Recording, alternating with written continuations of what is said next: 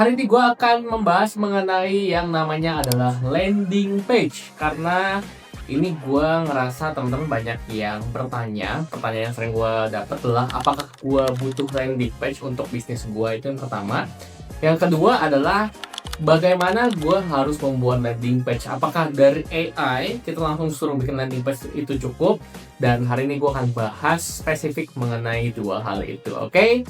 Gue berbicara dari sudut pandang seseorang yang menggunakan landing page dengan struktur yang sama untuk berbagai macam produk yang gue jual, baik itu produk fisik ataupun produk digital, dan sudah menghasilkan 1,2 miliar in total dengan satu jenis landing page yang sama. Jadi bisa dibilang gue sudah menemukan winning formulanya juga lah ya untuk landing page itu sendiri, dan hari ini gue pengen share ke lu point of view gue seperti apa, karena gue juga sudah membuat berbagai jenis landing page gitu ya, yang mana nanti gue akan jelasin juga ke lu kebutuhannya berbeda-beda soalnya, jadi nggak bisa one fit for all sebenarnya, oke? Business owners, kalau target kamu bukan sekedar cuman jalanin iklan aja, tapi justru bikin iklan yang menghasilkan profit dan juga penjualan, ikuti workshop Meta Ads 1 hari bersama saya. Di sini kamu bakal belajar cara buat menghitung budget iklan yang ideal, memprediksi omset sebelum iklan dijalankan, dan mengurangi trial dan error yang bikin biaya iklan jadi bengkak. Kalau itu yang lagi kamu butuhkan, saya tunggu kamu di kelas ya. Mengenai pertanyaan ini, landing page itu sebenarnya butuh atau enggak sih bisnis gue? Nah, gue mau jelasin ke lu bahwa landing page itu hanyalah satu bagian kecil dari, ya satu bagian kecil seperti ini dari sebuah sales process. Nah, apa itu sales process? Jadi gue akan jelasin ke lu. Ketika lu membuat konten iklan di sini, nah ini adalah berbagai macam konten iklan ya. Ketika orang melihat konten iklannya, nah mereka itu jatuhnya kemana? Nah, ini gue sebut sebagai yang namanya adalah lender. Nah, lender ini ada berbagai macam pilihan, dan salah satunya itu adalah landing page gitu ya. Ini hanya salah satunya. Ada yang lebih suka langsung ke WA. Ada yang juga habis dari konten iklan maunya ke Instagram dibalikin lagi. Ada yang maunya langsung ke form gitu ya. Langsung isi data. Jadi banyak sekali pilihannya gitu ya, untuk kita bisa melakukan yang namanya closing. Ya kan tujuannya ujung-ujung ini kan. Nah, gue akan memberikan pertimbangan gitu ya, apakah sebenarnya lu butuh landing page atau tidak. Jadi yang pertama kita mulai dari situ dulu gitu. Oke, untuk menjawab apakah lu butuh landing page atau tidak, kita perlu mengetahui dua indikator ini dalam proses penjualan atau proses salesnya lu ya. Jadi yang pertama adalah kapasitas, dan yang kedua adalah filter. Nah, apa itu kapasitas? Nah, kapasitas ini gua asumsikan sebagai apakah lu mampu melakukan closing atau enggak secara mandiri gitu ya. Nah, jadi ketika orang sudah masuk iklan, nah lu bisa nggak nge-close customer tersebut, misalkan dari segi quantity. Jadi ini dari segi quantity ya. Lu punya banyak tim sales. Jadi ini ada satu, ada dua. Jadi gue meranking lah ya, meranking tim sales, tim CS atau sales lu, di mana 5 itu lu punya banyak gitu ya tim sales. Jadi ketika ada 100 orang, 200 orang masuk, lu bisa handle gitu ya. Ini 5 poinnya. Atau yang kedua, secara kualitas gitu ya. Jadi ini secara quality. Apakah tim CS atau lu atau tim lu ini punya skill closing yang baik, jadi nggak cuma balas-balasin doang, tapi punya skillnya apa enggak gitu ya. Ini kapasitas. Nah, jadi yang pertama, nomor satu yang perlu dicek adalah si kapasitasnya ini. Nah, kita ngomongin nomor dua dulu sekarang ya, yang tadi gue bilang sebagai yang namanya adalah filter. Nah, apa itu filter? Oke, kita mulai berandai-andai ya dari kedua ini ya. Kemarin gue habis training dari Honda mobil gitu ya. Nah, mereka bilang kualitas Meta Ads-nya itu kok nggak gitu bagus gitu kan ya. Jadi apakah perlu landing page atau enggak? Nah, gue bilang sama mereka, di sini tim salesnya udah penuh belum kapasitasnya? Jadi secara quantity mereka kekurangan nggak? Karena ada sekitar belasan gitu tim salesnya. Dan mereka bilang enggak, berarti di sini adalah letak quantity-nya mereka. Secara quantity, ya ada 5 ya, ada banyak gitu ya. Terus kalian kalau ada orang closing, ada orang yang nanya-nanya, biasanya gimana? Oh, setiap hari kita udah biasa canvassing secara cold gitu ya. Jadi orang tuh di canvassing dari komen-komen, dari balasan-balasan, dari IG ketemu langsung di canvassing. Jadi mereka sudah biasa untuk closing yang benar-benar dari cold. Nah, kalau sudah seperti ini gitu ya, yang mereka butuhkan kan sebenarnya nggak perlu difilter lagi lebih dalam gitu loh si orang-orang yang masuk. Jadi sehingga flow yang akan gua kasih ke mereka itu adalah ketika ada konten iklan, ini boleh langsung masuk ke WA untuk diajak apa? Call, baru di close di sini. Jadi ini adalah flow-nya. Dari konten iklan boleh langsung WA, call dan close. Karena ketika nanti lu memfilter dengan landing page, orang-orang yang masuk secara kuantiti pasti akan berkurang. Jadi boleh langsung ke WA aja gitu. Atau kita bilang di sini sebagai nama metodenya adalah CTWA, call to action WA ketika kita beriklan di Meta gitu kan ya. Nah, kemudian sebagai contoh lagi gitu ya. Oke, saya gitu ya. Saya dari dulu jualan produk digital, itu tuh nggak punya tim CS. Jadi saya bisa dibilang satu lah saya doang nih yang nanganin itu juga kadang-kadang balas, kadang-kadang saya nggak balas gitu kan ya. Ditambah karena kebanyakan di belakang laptop atau belakang layar, nah saya nggak pernah mengasah skill saya di bagian sini, di bagian closing. Jadi nggak ngerti canvassing itu gimana. Nah artinya orang-orang yang masuk saya berharap mereka sudah siap beli, ready untuk beli, benar gak? Nah, oleh sebab itu, ketika saya membuat proses salesnya, ini sudah pasti sebelum mereka, saya nggak mau ketemu call dulu, langsung aja saya dari konten iklan, saya masukin dulu mereka ke yang namanya adalah landing page untuk diedukasi atau difilter bahwa produk ini adalah produk apa sih, karena fungsi dari sales call, fungsi dari WA ini call atau nanya-nanya, ini kan sama seperti fungsi di sini kan, sama-sama untuk mengedukasi atau canvassing gitu kan. Jadi ya udah saya langsung canvassing, habis itu mereka isi form, mereka isi data diri, baru mereka transfer.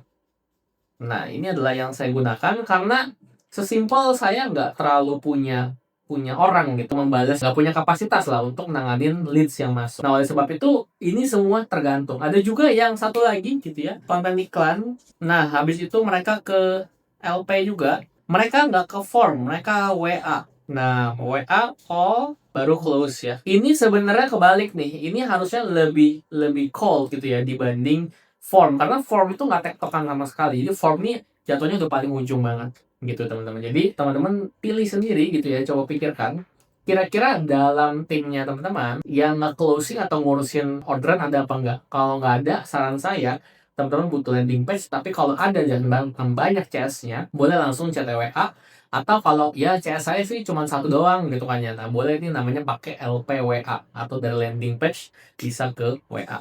Jadi nggak harus selalu pakai landing page, tapi saya hari ini mau ngasih pengertian buat teman-teman bahwa konsepnya kayak gini. Nah kita sekarang masuk ke cara membuat landing page yang apa sih yang sebenarnya penting gitu kan. Nah indikator untuk landing page yang baik, pastikan ketika teman-teman membuat sebuah copywriting, membuat sebuah landing page, nah angka yang teman-teman dapat perpindahannya dari orang yang melihat sampai ke sini itu adalah 25% ya. Itu adalah minimal. Kalau teman-teman sudah menggunakan ChatGPT, gitu ya, saya sudah pakai AI untuk mengenerate, tapi hasilnya nggak 25%. Nah itu gimana? Nah makanya saya pengen menjelaskan di sini ada 3 struktur ya di dalam landing page yang teman-teman perlu tahu, di mana setiap sectionnya punya tujuan yang berbeda-beda. Oke, jadi section pertama biasanya ini hanya mengenai raising sebuah problem dan memberikan janji. Ini adalah ciri-ciri dari section 1 atau bagian pertama. Oke, jadi sebagai contoh, di sini saya menjual workshop Meta Ads dan saya bakal bilang, teman-teman udah pengiklan tapi kok belum kelihatan untungnya. Nah, itu problemnya. Habis itu saya kasih janji, ikut workshop saya yuk. Teman-teman nanti bisa langsung memahami bagaimana cara membuat campaign yang bisa langsung profit dan bisa memprediksi omset bulan depannya kira-kira bakal berapa nih. Nah, jadi kayak saya kasih janji setelahnya. Jadi ini adalah section 1 mengenai problem. Kita sebut problemnya dan kita kasih janji di situ.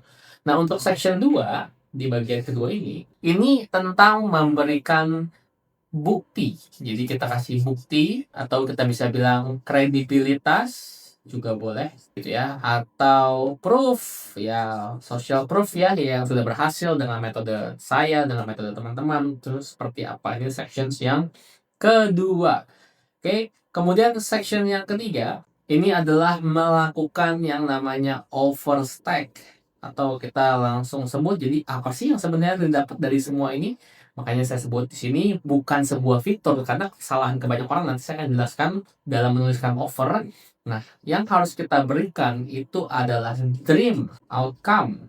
Jadi bukan sekedar fitur, tapi benefitnya atau meaningnya dari produk yang akan dia beli. Oke?